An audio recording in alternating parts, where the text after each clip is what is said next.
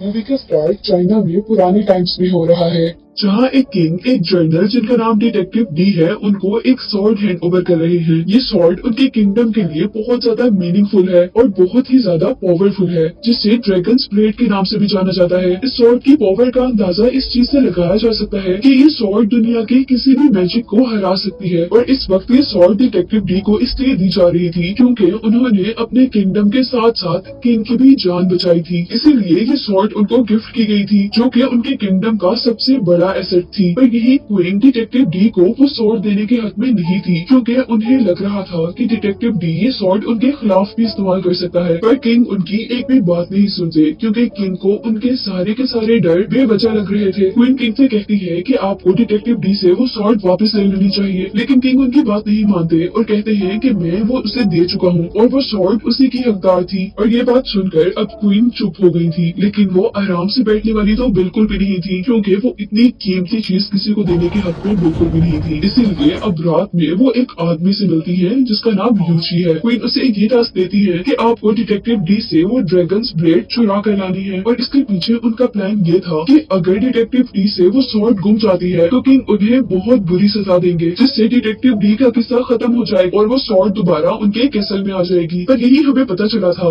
कि यूची तो detective D का फ्रेंड था और वो उसको मुश्किल में डालना नहीं चाहता था। लेकिन क्वीन ये कहकर यूची को मना लेती है कि अगर तुम मेरा काम करोगे तो मैं डिटेक्टिव डी और उसकी फैमिली की प्रोटेक्शन अपनी जिम्मे ले लेती हूँ। और मेरे कहने पर किंग उन्हें कुछ भी नहीं कहेंगे। यहाँ यूची को जो काम दिया गया था वो बहुत ही ज्यादा मुश्किल था, इसीलिए क्वीन ने उसके साथ कुछ और लोगों को भी यहाँ पर बुलाया था। ये लोग एक तरह के मैजिशियंस थे और अपने मैजिक से ही दूसरों से लड़ा करते थे। इनमें से हर आदमी के पास अपनी अपनी ही स्किल्स थी और अब क्वीन के कहने पर वो सारे अपना अपना टैलेंट यूची को दिखाते हैं। जबकि यूची का ये मानना था कि जो क्वीन काम करवा रही है वो बहुत ज्यादा सेंसिटिव है और इसमें उन्हें किसी भी स्ट्रेंजर को इन्वॉल्व नहीं करना चाहिए। यूची क्वीन को समझा रहे थे कि हम लोग स्ट्रेंजर्स पर बिलीव नहीं कर सकते, क्योंकि ऐसा भी तो हो सकता है कि स्ट्रेंजर्स हमारे दुश्मनों से मिले हों और वो भी सॉर्ड लेने की ही कोशिश कर रहे हों। पर यहाँ क्वीन यूची से ये कहती है कि तुम टेंशन ना लो। टेंशन इस बात की है कि डिटेक्टिव डी एक बहुत ही बहादुर इंसान है और साथ ही वो बहुत ज्यादा इंटेलिजेंट भी है। उसे पकड़ना या उसकी सॉर्ड चोरी करना कोई आसान काम नहीं है और तुम अकेले ही नहीं कर पाओगे, इसीलिए मैंने इनको तुम्हारी हेल्प के लिए बुलाया है और ये तुम्हारी कमांड के अंदर काम करेंगे। इसी ग्रुप के अंदर हम अब एक लड़की को भी देख रहे थे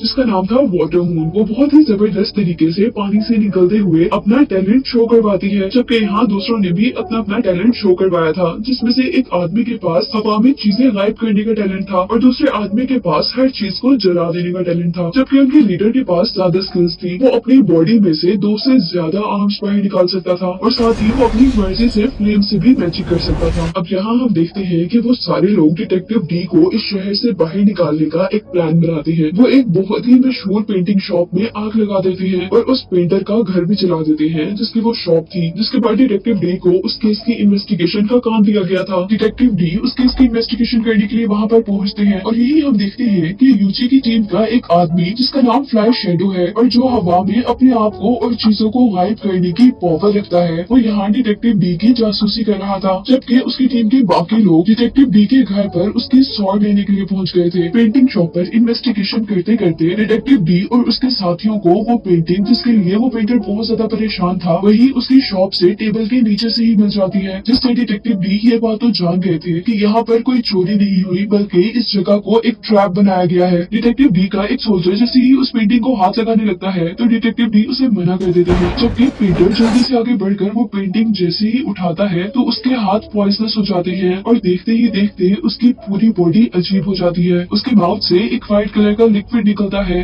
जिसके साथ ही वो मर गया था। और डिटेक्टिव डी के अब इधर उधर देखने पर उन्हें उस रूम की रूफ पर फ्लाइंग शैडो नजर आया था, जिसका जैसे ही वो पीछा करने लगते हैं तो फ्लाइंग शैडो अपने आप को हवा में गायब कर लेता है और वहाँ से बाहर निकल आता है।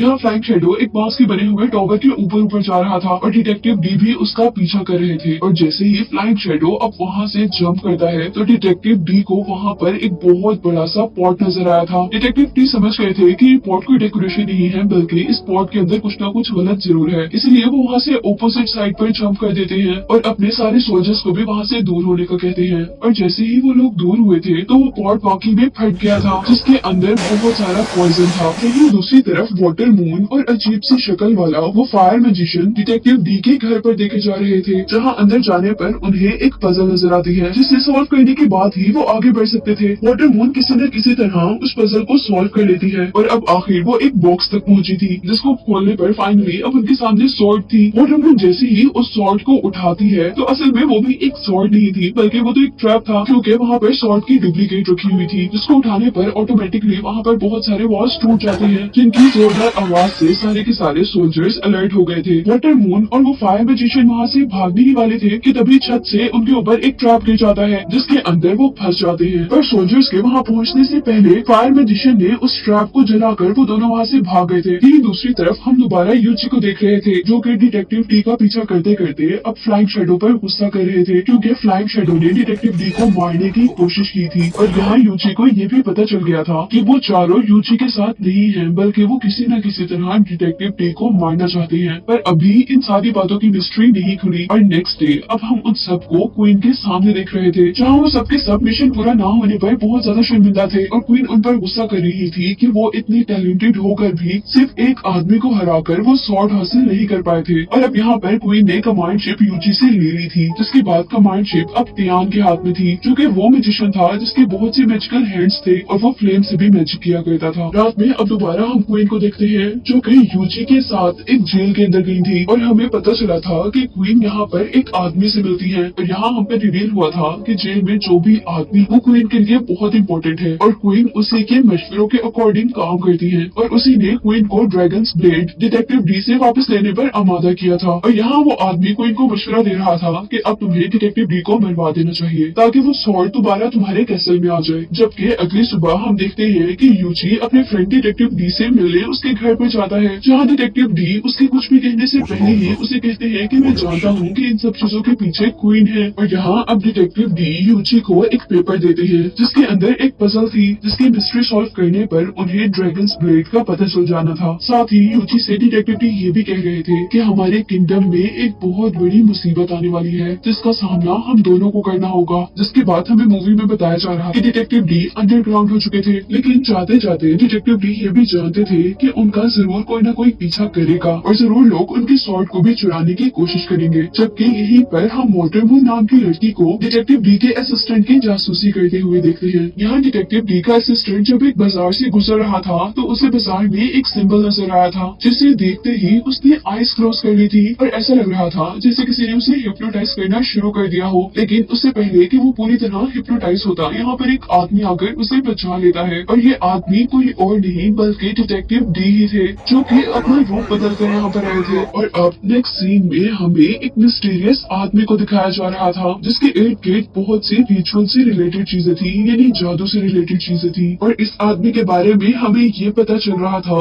कि वो पावर में आना चाहता था और इसीलिए वो ब्लैक मैजिक के थ्रू क्वीन को भी अपने कब्जे में कर रहा था। यही नेक्स्ट मॉर्निंग अब हमें क्वीन को दिखाया जा रहा था, जो कि डिटेक्टिव डी के ऑफिस में थी और वो डिटेक्टिव डी के असिस्टेंट से डिटेक्टिव डी के बारे में पूछ रही थी, जिस पर वो जवाब देता है कि डी तो अपने घर पर गए हैं अपने घर वालों से मिलने के लिए और क्वीन को अब अपनी चाल चलने के लिए ये बेस्ट मौका मिला था। वो यहाँ पर सबको एक नकली ड्रैगन्स ब्लेड दिखाती है और सबसे कहती है कि डिटेक्टिव डी ने इसे खो दिया है और इसी के सजा में अब उनको उनकी जॉब से भी निकाल दिया गया।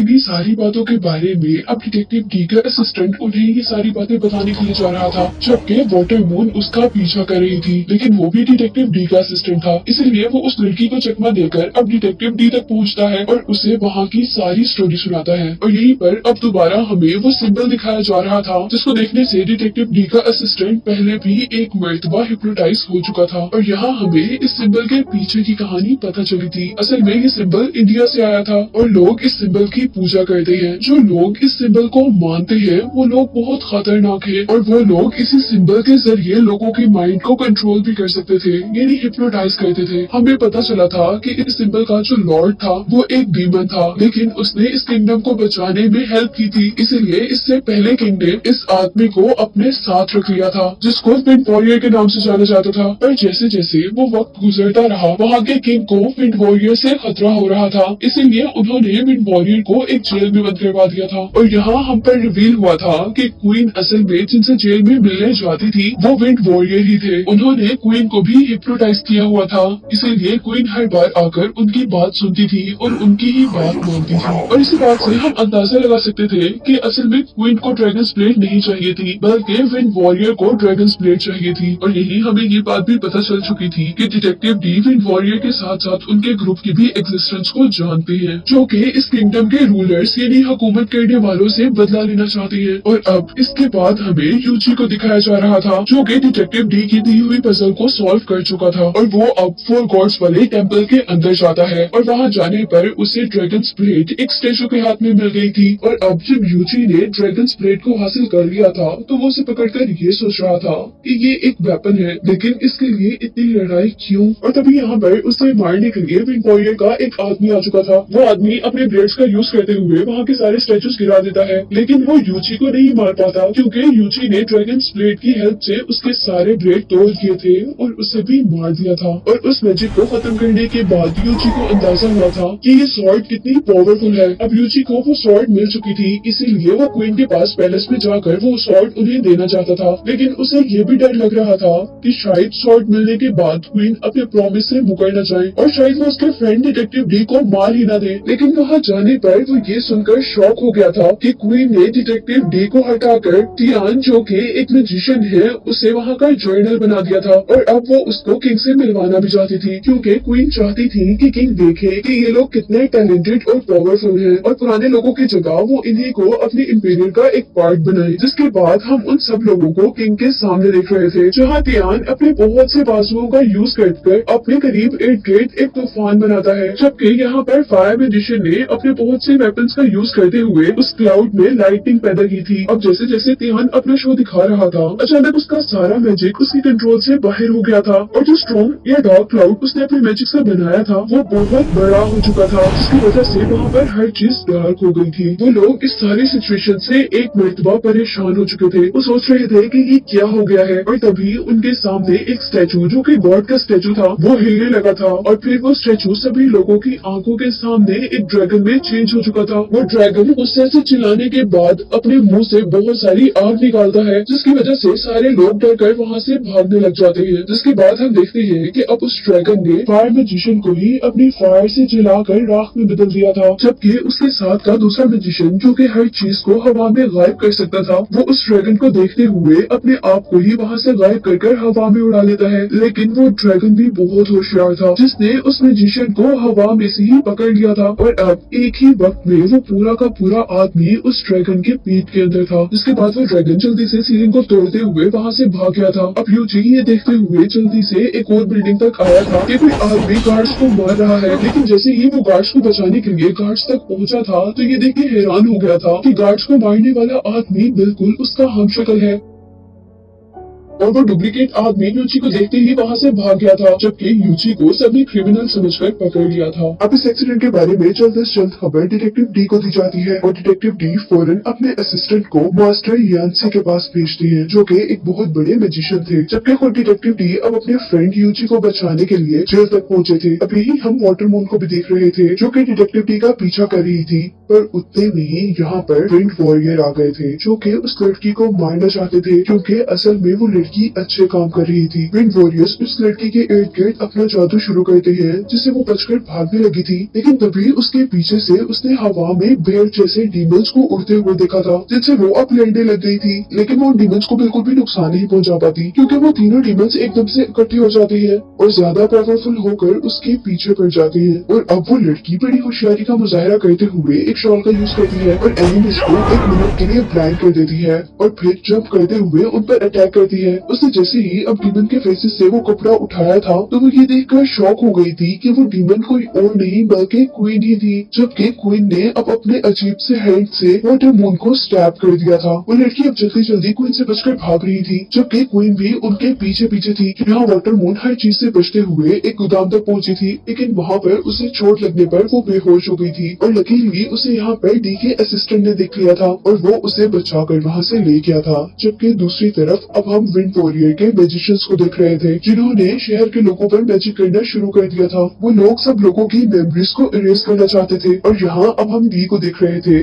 जिसने यूची को बचा लिया था। और अब वो यूची को बता रहे थे कि क्वीन जरूर खतरे में है। अब उन लोगों को क्वीन को विंड वॉरियर से बचाना चाहिए, जो कि बहुत बड़ा और ताकतवर मैजिशियन है। और अब आखिरकार वो क्वीन को एक सीक्रेट केव में ढूंढने में कामयाब हो ही गए थे, जहाँ क्वीन अपनी इमेजिनेशन से बात कर रही थी। और यहाँ उन सबके साथ साथ हम पर भी ये रिवील हुआ था कि असल दुनिया में जो क्वीन नजर आ रही थी वो क्वीन नहीं बल्कि क्वीन का कोई डुप्लीकेट था। असल क्वीन को तो उन्होंने हिप्नोटाइज कर यहाँ पर रखा हुआ था और क्वीन के जरिए ही वो विंड वॉरियर, वो सबसे बड़ा डीमन, वहाँ से बचकर भाग चुका था। यहाँ हम डी के असिस्टेंट को देख रहे थे, जो कि डी की बताई हुई जगह पर पहुंचा था। पर यहाँ उसे कुछ भी नजर नहीं आ रहा था सिवाय जगह जगह पत्थरों की बनी हुई चीजों के। पर तभी एक बहुत बड़ा व्हाइट गोरिल्ला जंप करते हुए उसके पीछे आकर खड़ा हो जाता है और उसे खामोश रहने को कहता है। और असिस्टेंट के देखते ही देखते वो गोरिल्ला अब एक इल्यूजन में चेंज हो गया था। और अब उसे ऐसा फील हो रहा था कि वो एक दरिया के अंदर है, जहाँ पर फिशेस उसके साथ बातें कर रही हैं। और यहाँ वो फिश कहती है कि आप मास्टर यांसी से जल्दी नहीं मिल सकते, क्योंकि मास्टर यांसी से मिलने के लिए आपको ये मैजिक और समझने की जरूरत है। और उसके ये कहते साथ ही वो इल्यूजन खत्म हो जाता है। और अचानक अब वो असिस्टेंट दोबारा गोरिल्ला की बैग पर था और गोरिल्ला उसे उस जगह से यानी उस जंगल से बाहर छोड़ आया, जहाँ पर वो मास्टर यांसी से मिलने आया था। और ये दूसरी तरफ हम डिटेक्टिव डी को देख रहे थे, जो कि क्वीन को बचाकर दोबारा कैसल तक ले आया था। और यहाँ अब डिटेक्टिव डी को उसके असिस्टेंट ने एक पेपर दिया था, जो पेपर उसे व्हाइट गोरिल्ला ने दिया था। और उसके अकॉर्डिंग वो मास्टर यांसी का कोई मैसेज था। और इस दौरान वो लोग ये बात नहीं जानते थे कि विंड वॉरियर उन पर दोबारा अटैक करने की तैयारी कर रहा था, जिस हमले के लिए उसने इंफॉर्मेशन फायर मैजिशियन से इकट्ठी की थी।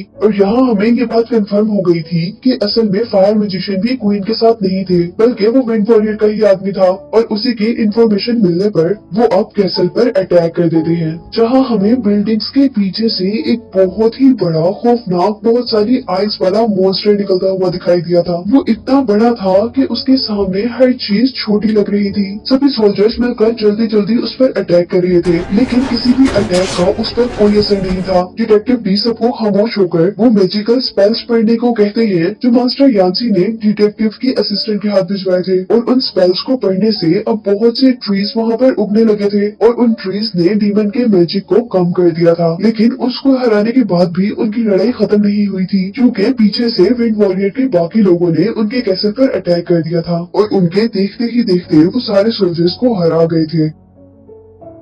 डिटेक्टिव डी यहाँ पर बहुत ही होशियारी से काम लेते हैं और सबको प्लान बी यूज करने का कहते हैं, जिसके लिए उनका असिस्टेंट एक बहुत बड़ी बेल बजाता है और हम बहुत सारे घोड़ों पर सवार सोल्जर्स को कैसल की तरफ आते हुए देखते हैं। पर इससे पहले कि वो सोल्जर्स विंड वॉरियर के लोगों पर अटैक कर पाते, हम विंड वॉरियर को खुद ही बिल्डिंग के रूफ टॉप पर खड़े हुए देखते हैं, जहाँ से वो अपना खास म्यूजिक शुरू करते हैं, जिसकी वजह से सारे के सारे सोल्जर्स एक ही टाइम में हिप्नोटाइज हो गए थे। उनको फील हो रहा था कि जहाँ पर वो जाने लगे हैं वहाँ से एक बहुत बड़ा मॉन्स्टर बाहर निकल रहा है। और विंड वॉरियर के लोग उन सोल्जर्स पर जिन एरोज से अटैक कर रहे थे, सोल्जर्स को वो एरोज कोई ना कोई क्रिएचर लग रहे थे और इसी वजह से वो सारे के सारे सोल्जर्स हार जाते हैं। और डिटेक्टिव डी इन सारी चीजों से परेशान होते हुए जल्दी से ड्रैगन्स ब्लेड को लेकर ग्राउंड में आए थे और उस ड्रैगन्स ब्लेड ने कुछ ही सेकंड्स में विंड वॉरियर का सारा मैजिक खत्म कर दिया था। और यहाँ हमें पता चला था कि वो सारे फौजी भी अभी तक बिल्कुल ठीक थे और विंड वॉरियर का मैजिक खत्म होने से सारे सोल्जर्स रीयूनाइट कर जाते हैं। यहाँ डिटेक्टिव डी विंड वॉरियर से कहते हैं कि तुम हार मान जाओ, लेकिन वो तो हार मानने वाला बिल्कुल नहीं था, क्योंकि उसी दौरान उसके एक आदमी ने अब डिटेक्टिव डी के ही पाँव में रस्सी डाल उन्हें हवा में उल्टा लटका दिया था, जबकि दूसरी तरफ उनके बाकी साथी अब मॉन्स्टर में चेंज होते हुए सोल्जर्स पर अटैक कर रहे थे। यहाँ डिटेक्टिव डी का जो वेपन नीचे गिर गया था, उनका असिस्टेंट जल्दी से वो वेपन उठाता है और अपनी जान बचाने के लिए वहाँ से भागता है। और इससे पहले कि वो भाग पाता, विंड वॉरियर अपना मैजिक दोबारा शुरू करते हैं, जिसकी वजह से अब दोबारा बहुत बड़ा मॉन्स्टर वहीं पीछे से अपीयर होता है, जिसने डिटेक्टिव डी को किसी डॉल की तरह अपने हाथ में उल्टा पकड़ा हुआ था। वो डिटेक्टिव डी को खाने ही वाला था, पर यूची यहाँ पर उसे देख लेता है और वो अपनी मैजिकल ब्लेड से अब हवा में अटैक करता है, जिसकी वजह से वो रोप्स टूट जाती है, जिससे डिटेक्टिव डी हवा में लटके हुए थे। यहाँ डिटेक्टिव डी का असिस्टेंट जल्दी से ड्रैगन सॉर्ड को यूची की तरफ फेंकता है, लेकिन यूची उसे पकड़ ही नहीं पाता, क्योंकि दरमियान में एक ड्रैगन ने आकर उस सॉर्ड को कैच कर लिया था और अब वो सॉर्ड विंड वॉरियर को मिल चुकी थी, जबकि डी के असिस्टेंट को विंड वॉरियर के ड्रैगन्स मारने वाले थे और यहाँ पर उसको बचाने के लिए वाटर मून की एंट्री हुई थी। जबकि सॉर्ड को विंड वॉरियर के हाथ में देखकर ऐसा लग रहा था जैसे जंग वो जीत चुका है, लेकिन उसकी जीत का जश्न काफी थोड़ा ही था, क्योंकि इस वक्त उस व्हाइट गोरिल्ला ने एंट्री की थी, जो व्हाइट गोरिल्ला डी के असिस्टेंट को मास्टर यांसी के घर पर मिला था। और यहाँ हमें पता चला था कि मास्टर यांसी सब लोगों को बचाने के लिए आ गए थे और उन्होंने हवा में उड़ते हुए डीमन से वो सॉर्ड कैच कर ली थी। ये देखकर विंड वॉरियर को बहुत ज्यादा गुस्सा आया था, इसीलिए उसने अपने एक बहुत बड़े ड्रैगन से मास्टर यांसी पर अटैक करवा दिया था और वो डीमन अपने मुंह से अजीब से टेंटिकल वाला एक ऑब्जेक्ट निकाल कर मास्टर यांसी पर अटैक कर रहा था, जहाँ मास्टर यांसी और उनका गोरिल्ला उस टेंटिकल से बिल्कुल छुप गए थे। लेकिन हैरानी की बात ये थी कि कुछ ही सेकंड्स में उस डीमन के वो टेंटिकल्स जो कि यांसी को मारने वाले थे, वो उल्टा डीमन पर ही अटैक कर देते हैं, जिस अटैक से वो डीमन बहुत ज्यादा गुस्से में आ जाता है और अब अपनी बॉडी की वो सारी आइज जो कि उसकी बॉडी में जगह जगह काफी भयानक नजर आ रही थी, उनको निकालते हुए मास्टर यांसी पर अटैक करता है, जहाँ उनकी तरफ जाते ही वो सारी की सारी आइज किसी बबल की तरह मेल्ट हो गई थी और उन्होंने मास्टर यांसी को अपने अंदर छुपा लिया था। पर असल में मास्टर यांसी उन आइस की कवर के अंदर नहीं थे, क्योंकि अब हम मास्टर यांसी को उस ड्रैगन के ऊपर ही देख रहे थे, जहाँ वो गोरिल्ला गुस्से से उस ड्रैगन के कान में जोर की आवाज देता है, जिससे वो ड्रैगन वहीं पर खत्म हो जाता है। और अब मास्टर यांसी विंड वॉरियर के पास जाते हैं और उसे समझाते हैं कि लड़ाई में कुछ भी नहीं रखा, लेकिन विंड वॉरियर उनकी बात सुनने वाला कहाँ था। वो दोबारा अपना मैजिक करता है और मास्टर यांसी के पूरे फेस पर एक अजीब हेलमेट बांध देता है, जिससे निकलना शायद उनको मुश्किल हो रहा था। लेकिन उनके साथ साथ विंड वॉरियर का ये हेलमेट विंड वॉरियर के ही मुंह पर भी आ गया था और उसी हेलमेट ने टाइट होते हुए विंड वॉरियर की जान ले ली थी। वो बड़ा सा हेलमेट अब मास्टर यांसी के फेस पर रह गया था, जिसे वो बहुत आसानी से ड्रैगन ब्लेड के जरिए अपने मुंह से खत्म कर देते हैं, जिसके बाद वो ड्रैगन ब्लेड दोबारा डिटेक्टिव डी को देते हैं और खुद वो रिस्पेक्ट में नीचे झुक गए थे, जिसके साथ ही मूवी यहीं पर